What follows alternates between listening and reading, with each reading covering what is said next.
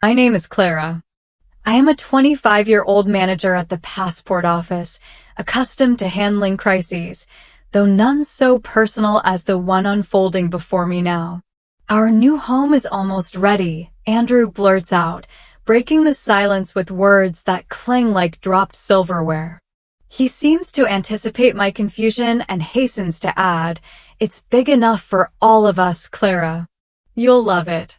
Lucy nods, her earrings catching the light with every calculated movement. "We thought it's time we all live together. You manage so much already. Think of the support you'll have with us around." Their words hang in the air, a proposal dressed up as a favor, and I sense the trap. How do I manage my response without toppling the precarious balance of our family dynamics?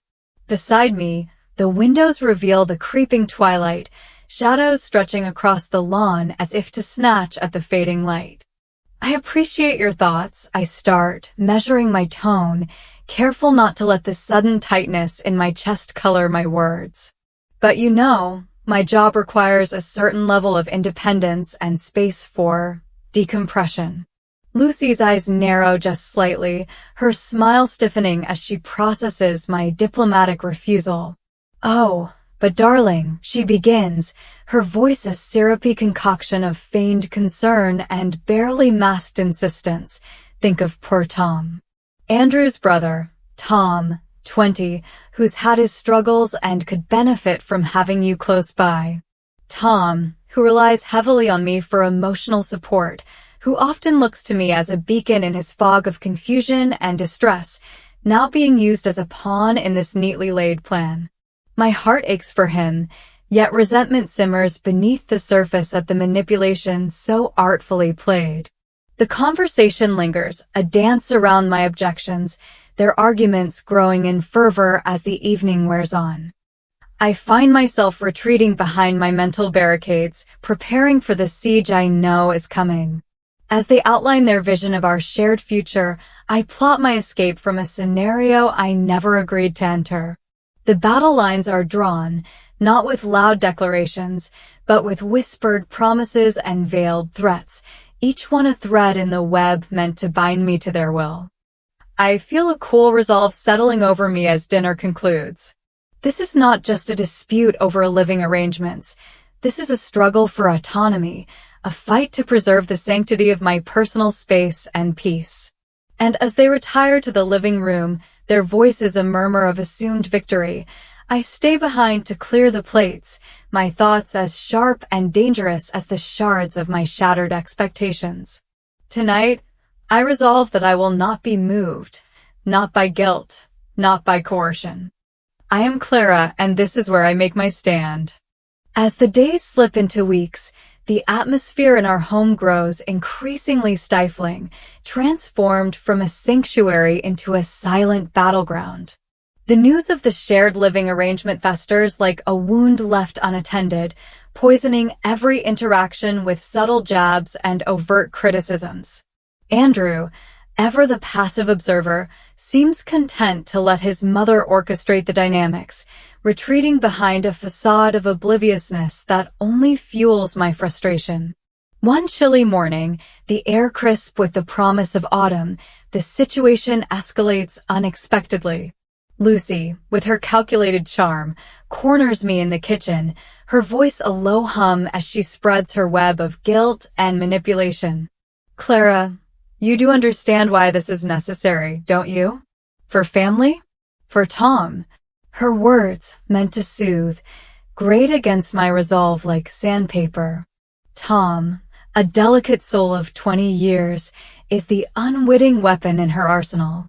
His recent episodes, marked by confusion and an aching vulnerability, have grown more frequent, his need for stability more pronounced. I find him one afternoon, curled up in the living room, his eyes lost and frightened. He clings to me, his anchor in the tumultuous sea of his thoughts. "I just want everything to be okay," he whispers, and my heart breaks for the umpteenth time under the weight of his simple wish. The idea of abandoning him is unbearable, yet staying means suffocating under the oppressive weight of Lucy's designs. Each day, The walls of my own home seemed to close in tighter, the air thick with unspoken threats and the sour tang of coercion. Lucy's presence becomes more overbearing, her visits more frequent. She fills our space with her belongings, marking the territory as her own, her influence seeping into every corner. Andrew watches this slow invasion, a spectator to his mother's machinations. When I confront him, seeking an ally in the husband I once thought I knew, his response is a shrug of resignation. "She's just trying to help, Clara. We can make it work, can't we?" But his words, hollow and unconvincing, fail to mask the truth. He is not the partner I need him to be, not now, not against the force of his mother's will. The tension reaches a boiling point one evening when Lucy, emboldened by Andrew's acquiescence, delivers an ultimatum masked as a benevolent offer. "Think of this as an opportunity, Clara. A way to keep your job and your family intact. Isn't that worth a little compromise?" Her eyes, sharp and calculating, bore into mine, expecting submission. I retreat to our garden, the only place left untouched by her reach. The roses are blooming late this year, their vibrant colors a stark contrast to the gray shadows under which I find myself. I realize then, with a clarity that is both liberating and terrifying, that I cannot win this war by playing defense. It is not enough to withstand the siege. I must find a way to reclaim my life, to sever the ties that bind not with gentle snips, but with decisive, cutting blows. As night falls and the house quiets, I make a decision that terrifies as much as it empowers me. If leaving is the only way to escape the toxic tangle of their needs and manipulations, then so be it. I will not be caged by their expectations, nor will I let Tom be used as a chain to bind me. Tomorrow, I resolve, will be different. Tomorrow, I start planning my escape, not just for my sake, but for Tom's too. Tomorrow, I begin to fight back. The sun rises, casting long shadows that slice through the morning mist, a herald of the new resolve that stirs within me. Today, the weight of my decision feels both terrifying and exhilarating, a catalyst for change in a life that has become intolerably constricted. I stand before the bathroom mirror, my reflection a testament to the sleepless night past, eyes haunted yet resolute. Today, I reclaim my agency. My morning routine unfolds with mechanical precision, each step a beat in the rhythm of normalcy, yet beneath the surface, a storm brews. As I leave for work, the familiar confines of my office at the passport office offer a semblance of sanctuary, a place where I am valued not for the sacrifices I make for others, but for my competence and dedication. It's here, amidst the clatter of keyboards and the low murmur of my colleagues, that an unexpected opportunity presents itself. A position in a different city, a chance for a fresh start away from the oppressive grip of my current life.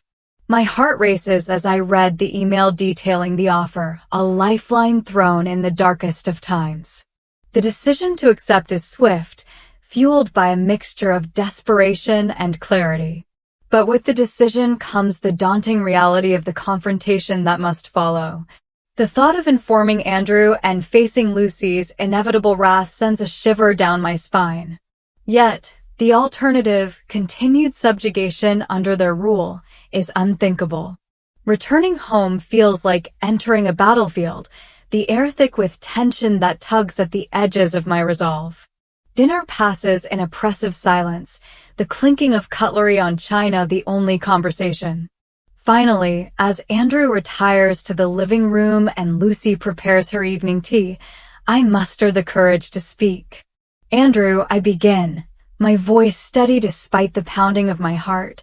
"I received a job offer today. In another city." The words hang between us, heavy and irrevocable. His reaction is a mixture of confusion and concern, quickly clouded over by the shadow of his mother's influence. "But what about us? What about Tom?" he asks, his voice laced with an unease that speaks to his own entrapment. "We can visit. Tom can come to stay with me. It's not the end, I reply, though my words sound hollow, even to my own ears. The ensuing days are a whirlwind of preparation and clandestine planning. I secure an apartment in the new city, arrange for my belongings to be moved quietly, systematically untangling my life from theirs. Each step is a bittersweet mix of liberation and guilt, especially as I watch Tom grapple with the looming change. His dependence on me, once a chain, now feels like a bond one I'm loath to break, yet know I must. Finally, the day arrives. The divorce papers, a symbol of my final break from a life of manipulation, lie heavy on the kitchen counter. I sign them with a trembling hand, each stroke of the pen a severance of the ties that have bound me. I leave the house with nothing but a suitcase and a heart full of mixed emotions, the door closing behind me with a quiet click, a subdued yet definitive end to my life here. As I drive away, the rearview mirror reflects the image of the home I am leaving behind, its outline blurring with distance and tears. But ahead lies a road open and unwinding, leading to a future of my own making, a future where I am the architect of my destiny, unshackled and free. As I navigate the winding roads toward my new city, the skyline emerges like a promise on the horizon, a stark contrast to the landscape of manipulation and control I leave behind. The decision to leave, though fraught with emotional turmoil, now feels like a breath of fresh air, infusing me with a sense of possibility that I hadn't felt in years. My new apartment, modest and unassuming, welcomes me with its promise of a fresh start, the walls empty and echoing potential. In the quiet of my first night alone, the freedom is palpable, yet so is the weight of my decisions.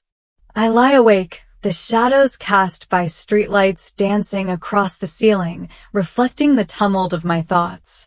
My plan, bold and fraught with risk, begins to take shape in the solitude of these sleepless hours. The key to ensuring my in-laws' departure from my life lies in an audacious move, a house, known to me for its foundational troubles, veiled behind a facade of charming antiquity. Over the following weeks, I immerse myself in the local real estate market, my search discreet and focused. The house I choose sits precariously on unstable ground, its issues well documented, but easily obscured by cosmetic fixes and strategic staging. I purchase it under a pseudonym, ensuring an extra layer of separation from my past life. With the property secured, I craft my next move, luring Lucy and Andrew into their own undoing. I extend an olive branch, an invitation to visit me, couched in terms of reconciliation and new beginnings. Their acceptance is tinged with suspicion, but the allure of a free stay proves too tempting to resist. The visit is a carefully orchestrated affair. I welcome them into the home, watching as they marvel at the superficial renovations, unaware of the impermanence of the ground beneath their feet. The weekend passes with a veneer of civility, punctuated by moments where I subtly extol the virtues of the property, the peace of the neighborhood, the deceptive solidity of the old structure. When I propose they consider moving in, citing my inability to stay due to unforeseen professional obligations, Lucy's interest is piqued. The house, with its quaint charm and my seemingly reluctant offer, becomes a symbol of their victory, a misguided belief that they are still manipulating the strings. With a mix of triumph and trepidation, I watch as they take the bait. The paperwork is transferred, the house officially theirs, and my ties to them irrevocably cut. As I retreat back to my small apartment, the magnitude of what I've set in motion settles around me like a cloak.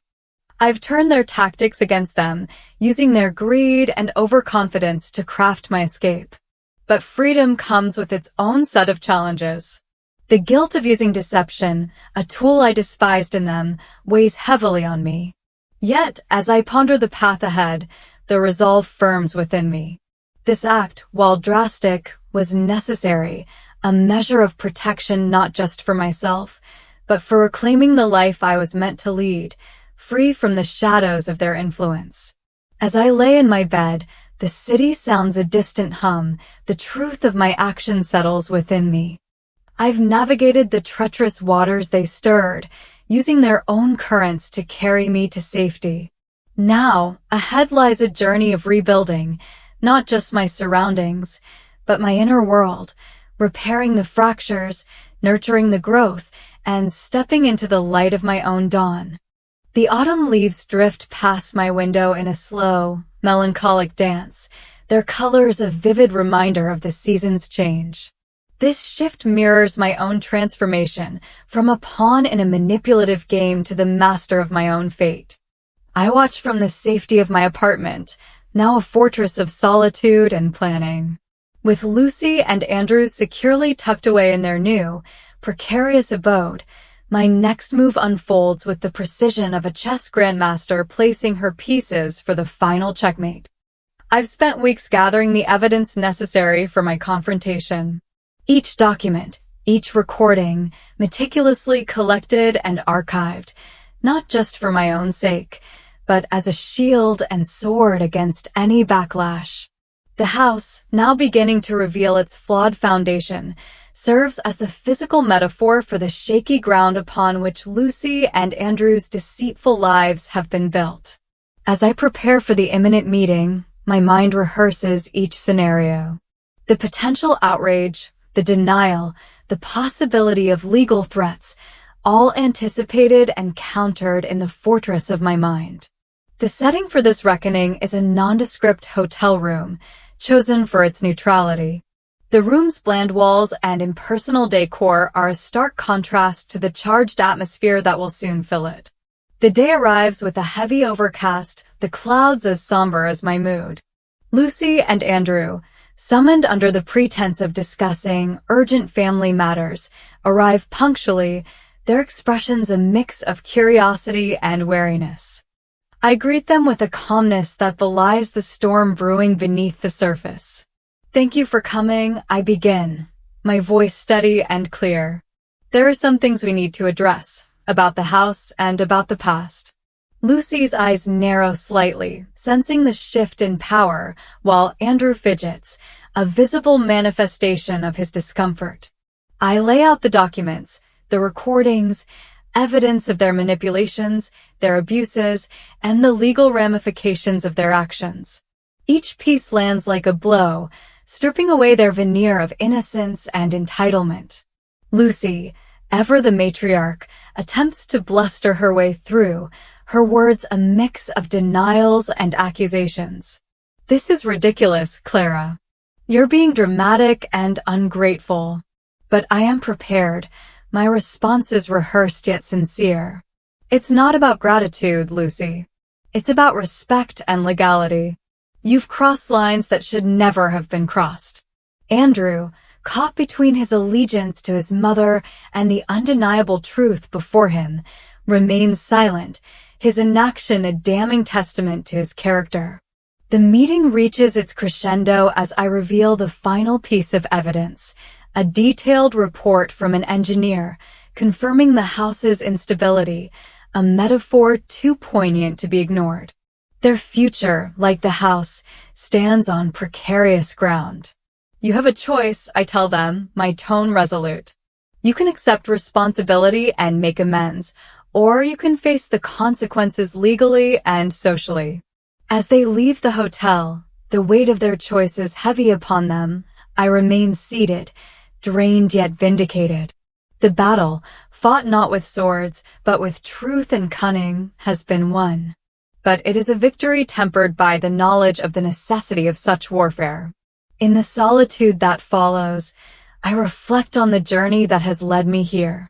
From a pawn, moved at the whim of others, to a queen, commanding her own life's board. The road ahead is uncertain, filled with the challenges of rebuilding and healing, but it is a road I now walk with my head held high, the master of my fate, the captain of my soul. The crisp air of the city wraps around me as I leave the stark anonymity of the hotel behind. My stride is purposeful, each step echoing the newfound resolve that courses through me. I've emerged from the confrontation not only unscathed but empowered, the cords of manipulation severed cleanly by the sharp edges of truth. In the aftermath of our meeting, the repercussions for Lucy and Andrew begin to unfurl like dark clouds on the horizon. News of their deceit and manipulation spreads, the community's whispering voices painting them in hues of disgrace and mistrust. It isn't long before their social standing begins to crumble, the foundations as unstable as the house they now inhabit. Meanwhile, the legal threats I laid before them take on a life of their own. Faced with potential charges of fraud and emotional abuse, Lucy and Andrew scramble to contain the damage. But the evidence is too damning, the testimonies too poignant. Their legal counsel, faced with the mountain of proof, advises settlement, an acknowledgement of their misdeeds wrapped in the guise of financial and public relations strategy. As the city around me transitions into winter, the chill in the air mirroring the cold reality faced by my former in-laws, I find myself at a crossroads. The life I had known is behind me, the bridge to my past burned with necessary finality. Ahead lies a path uncharted, free from the shadows that had clouded my days. My days are now filled with the quiet routine of rebuilding. I immerse myself in my work, finding solace in the structure it provides. My new position offers not just a distraction, but a meaningful challenge, drawing on my strengths and pushing me towards new professional heights. I find myself thriving, the appreciation and respect of my colleagues a balm to the scars left by past betrayals. But it is not just in the professional sphere that I seek renewal. I open myself to the possibility of new connections, the prospect of friendships, and perhaps, in time, something deeper. My evenings, once the loneliest part of my day, become punctuated with the laughter and warmth of new relationships. Dinners with coworkers, weekend outings with neighbors, and the occasional date begin to fill my calendar, painting my life with vibrant new colors. Amidst this phase of personal growth and social exploration, I meet someone. He is a colleague, introduced during a project meeting, his demeanor marked by a gentle strength that piques my interest. We bond over shared interests and mutual respect, our connection deepening with each encounter. He is different from anyone I've known, his kindness and sincerity shining clearly, untainted by ulterior motives. As the winter snow blankets the city, transforming the streets into scenes from a snow globe, my heart, too, undergoes a transformation. The bitterness and wariness slowly melt away, replaced by a cautious optimism. In him, I find not just a partner, but a fellow traveler on the road to healing. Together, we explore what it means to build a relationship founded on respect and mutual support. Our conversations delve deep, exploring past pains and future hopes. With each shared story, each moment of vulnerability, the bond between us strengthens, a testament to the power of starting anew. As the year closes, I find myself reflecting on the tumultuous journey that brought me to this point. The battles fought were hard and painful, but they led me to a place of greater strength and clarity. Looking forward, I see not a continuation of past struggles, but a horizon bright with promise and the sweet possibility of a future crafted by my own hands. As the first hints of spring begin to thaw the crisp edges of the city's winter facade, my life, too, undergoes a gentle unfurling. The past year's storms, which had once seemed relentless and unforgiving, now feel like distant echoes, their lessons woven into the fabric of my renewed existence. In this season of renewal, I find myself often walking through the city's sprawling parks, the budding trees a metaphor for my own growth. Each step on the gravel paths is a tangible reminder of my journey from captivity to freedom, from shadow into light. The man by my side, whose presence has become a steady pulse in my life, shares these quiet moments of reflection. His name is Daniel, and in him, I have discovered not only love, but a partnership grounded in mutual respect and understanding. Together, we navigate the complexities of our pasts, careful not to let old scars dictate our future. Our conversations are honest and deep, filled with the kind of truths that only come from having faced one's darkest moments head-on. Daniel listens, truly listens, his empathy a balm to the still tender wounds of betrayal and deceit I once endured. Our relationship blossoms amidst the backdrop of my new life's rhythms, the steady cadence of my career, now thriving in an environment that values integrity and hard work, the melody of friendships that have proven both joyful and restorative. The harmony of a daily existence no longer overshadowed by manipulation and control. Lucy and Andrew, now distant figures tied to a chapter of my life that has firmly closed, face their own repercussions. The community's censure has taken its toll, isolating them socially and professionally. Legal entanglements, too, continue to bind them, a constant reminder of the consequences of their actions. Their house, once a symbol of their deceit, remains fraught with problems, its deteriorating condition a mirror of their fractured lives. As for Tom, the young man whose vulnerability had once been exploited in the games of his family, I maintain a quiet support from afar. Freed from the toxic dynamics of his mother's household, he begins to find his own way, his communications with me now filled with hope and a burgeoning self-awareness. It is a relationship transformed by distance yet strengthened by genuine affection and respect. The full bloom of spring brings with it a sense of peace and possibility. Daniel and I, our bond deepened by shared experiences and mutual aspirations, begin to discuss a future together. Conversations about moving in together, about blending our lives not out of necessity, but out of desire, fill our evenings with excitement and a dash of nerves. One such evening, as we sit overlooking the city from the small balcony of my apartment, the sunset painting the sky in strokes of orange and pink, I find myself overwhelmed by a profound gratitude. The trials I endured, the battles fought both within and outside myself, have led me here, to this moment of contentment and hope. I never knew it was possible, I confess to Daniel, my voice soft, to feel this free, this whole, after everything that's happened. He takes my hand, his touch steady and warm. It's not just possible, Clara, it's deserved. You fought for this peace.